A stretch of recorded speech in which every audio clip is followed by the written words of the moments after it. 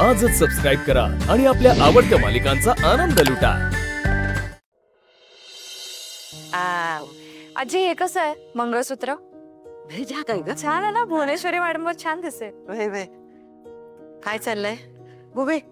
हे बघ दागिने बघते तुझ्यासाठी। मॅडम हे मंगळसूत्र कसं वाटतंय? तुमच्यावर छान दिसेल। मंगळसूत्र दागिने आता काय बी नका। होय म्हणजे मॅडम नको, म्हणजे उद्या लग्न आहे तुमचं। आणि नवं दागिना घालाया आवडतात नव तुला, पण आता काही नका। काय काय झालं बुबे? मॅडम काय काय झालंय? तुम्ही नको का म्हणताय मंगळसूत्राला? म्हणजे त्याच्याशिवाय लग्न कसं होणार? लग्न, त्याच लग्नाविषयी जरा बोलायचंय। म्हणजे सांगतो दादा, आटपा हे सगळं हा घेऊन जाऊ। जी सरकार। हा आम्ही बोलवतो तुम्हाला नंतर। हो हा हो हो। न्या सगळं न्या। आई मोठा मालक कुठे आहेत? आहेत की त्यांच्या खोलीत। जरा एक काम करशील काय, त्यासनी बोलवून आणशील? होय आणि आमची एक विनंती आहे, त्यांनाच पाठव, तू येऊ नकस। आम्हाला जरा त्यांच्याशी प्रायव्हेट मध्ये बोलायचं आहे। काय काय झालं काय भुवे? सांगतो आम्ही तुला नंतर सांगतो। बर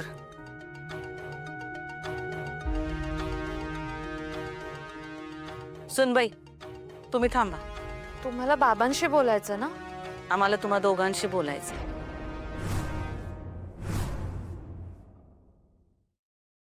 अधिपती, अरे पुण्याच्या क्लायंटची आपल्याला नवीन ऑर्डर मिळाली आहे। आपल्याला 2 दिवसात ऑर्डर पाठवायची आहे, त्यासाठी मला फंड्स लागतील।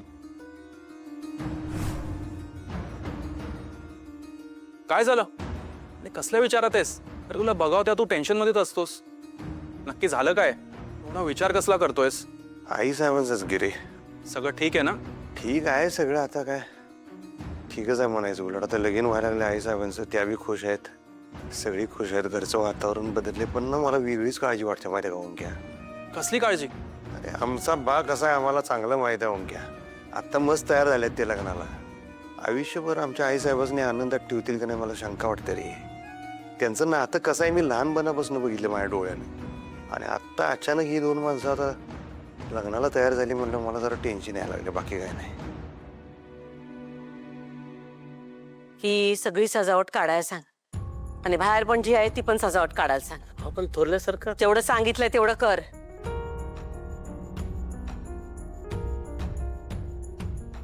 हे काय सगळं लग्नाचं वातावरण आहे, डेकोरेशन असायला हवं ना? लग्नच होणार नाही तर सजावट कशा पाहिजे? मॅडम असं का बोलताय तुम्ही? लग्न होणार नाही म्हणजे सगळं म्हणजे आता लग्न तोंडावर आल्यात, हे सगळं काढायला का सांगताय तुम्ही? काय झालंय? कारण आम्हाला हे लग्न करायचं नाही। लग्न करायचं नाही? आता हे काय नव्हे, तुझा हट्ट होता ना, तुझा ध्यास होता लग्न करायचा, त्याच्यासाठी हा सगळा घाट घातलाय, आणि आता म्हणतेस लग्न करायचं नाही म्हणजे? हे बघा मोठे मालक, तुम्ही रागावू नका। आम्ही जे काय बोलतोय ते नीट विचार करून बोलतोय, शांतपणे बोलतोय।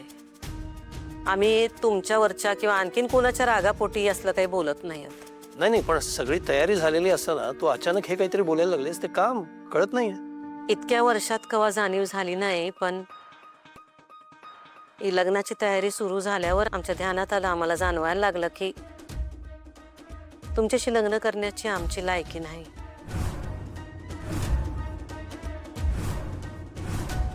भावनेच्या भरात आम्ही तुम्हाला आमच्याशी लग्न करायला भाग पाडलं, पण नंतर आमच्या लक्षात आलं की आम्ही तसं करायला नग होतं।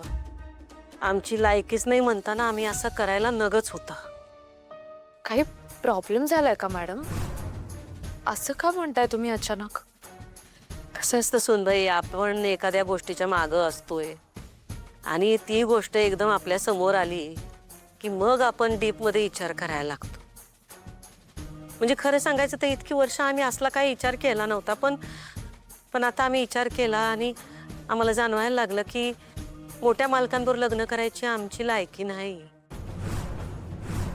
ते काय म्हणतात ते, आम्ही त्यांना अनुरूप का काय नाही।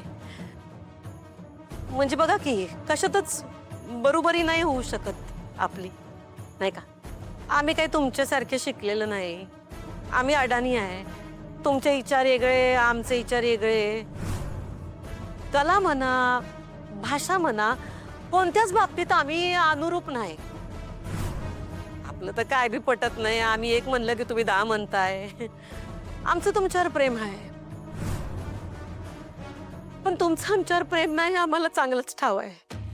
हे जे काही चाललंय ते सगळं एकतर्फी चाललंय. आणि मागच्या काही वर्षात आम्ही तुम्हाला लई त्रास दिला. तुम्ही ते समजा सहन केलं. तुमच्या मनात आमच्याबद्दल जो काय राग आहे तो काही चुकीचा नाही. म्हणजे आम्ही तुमच्या जागी असतो तर तसंच वाटलं असतं आम्हाला पण, कारण आम्ही तुम्हाला ती त्रासच तेवढा दिलाय. आम्ही या घरात आलो तेव्हा आपल्याकडून जी काही चूक झाली त्या सगळ्याचा दोष तुम्हाला एकट्याला देऊन कसं काय चालेल, नाही का? चूक आमची पण होतीच की, आम्ही पण तेवढेच जबाबदार आहोत. आणि तुम्ही आम्हाला घरात घेऊन आलात तेव्हा तुम्ही आम्हाला सांगितलं होतं की आमचं काम फक्त अधिपतींना सांभाळण्याचं आहे. तुम्ही आम्हाला अधिपतींची दाई म्हणून या घरात आणलं. आणि जसजसे आम्ही या घरात राहू लागलो, आम्ही आशेला लागलो. असं वाटलं कवा ना कवा तुमच्या मनात आमच्याबद्दल प्रेम निर्माण होईल. आणि आमच्या अपेक्षा पूर्ण झाल्या नाहीत म्हणून आम्ही तुमच्यावर राग काढत राहिलो. आम्ही तुमच्या कोणी होऊ शकलो नाही, पण मग अधिपतींच्या आईसाहेब झालो. आई नाही म्हणायचं, आई साहेब म्हणायचं. आई साहेब. आम्ही अधिपतींवर खूप प्रेम केलं, मनापासून प्रेम केलं, पण आम्ही त्यांना अडाणी ठेवलं. ही आमच्याकडून लई मोठी चूक झाली, लई मोठी चूक झाली. आताच्या काळात कुठं पण गेलं तरी शिक्षण लागतेच की, नाही का? आम्ही लई चुकीचं वागलो, दुष्टपणा केला. सुनबाईंनी या घरात येऊ नये म्हणून आम्ही लई प्रयत्न केले. तुम्हाला पण खूप त्रास दिला. तुमच्या बाबतीत पण लई चुका केल्या आम्ही सुनबाई. आज आम्ही खरं कबूल करतो मोठे मालक. आम्हाला ही अक्षरा सून म्हणून नगवती, आमच्या अधिपतींची बायको म्हणून नगवती म्हणून आम्ही लई विरोध केला. पण जेव्हा आम्हाला कळलं की अधिपती लग्न करतील तर अक्षराशीच करतील, नाहीतर करणार नाहीत, तेव्हा आम्ही घाबरलो आणि त्यांच्या लग्नाला परवानगी देऊन टाकली. अक्षरा सून म्हणून या घरात आली तेव्हापासून आम्ही त्यासनीच त्रास द्यायला सुरुवात केली. खरं तर तुमच्या संसाराबद्दल कोणताच निर्णय घेण्याचा आम्हाला अधिकार नसताना आम्ही आमची मनमानी केली मनमानी. तुम्हाला मोठ्या मालकांना सतत डावलत राहिलो. सगळी सत्ता, प्रॉपर्टी आमच्या ताब्यात ठेवली. या घरात आल्यापासून आम्ही लई दुष्टपणा केला. पण एक गोष्ट खरं सांगतो मोठी, मला कळत नाही हे असं अचानक मध्येच हे तू का बोलतेस? इतकी वर्ष नाही बोललो मोठे मालक, आता बोलतोय खरं तर बोलू द्या की, आम्हाला बोलू द्या.